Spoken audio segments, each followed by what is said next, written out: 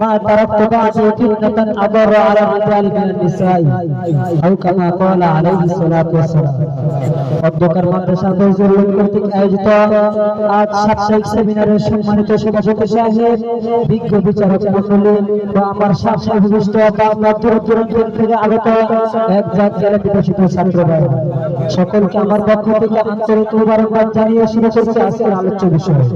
মুহতারাম হাজির, মানুষের জীবন ধারণের জন্য যেরকমভাবে খাদ্য পানি প্রয়োজন, খাদ্য পানি ব্যতিরেকে মানুষ বাঁচতে পারে না, ঠিক তেমনিভাবে পর্দার নারী জাতির জন্য এক অপরিহার্য বিষয় আবশ্যকীয় বিধান।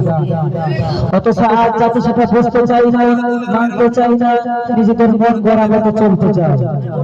আজ এই পর্দার বিধান না মানার কারণে পত্র পত্রিকা খুললে দেখতে পায় নারী দর্শক, খুন, অপহরণ, এসিড নিক্ষেপ ইত্যাদি।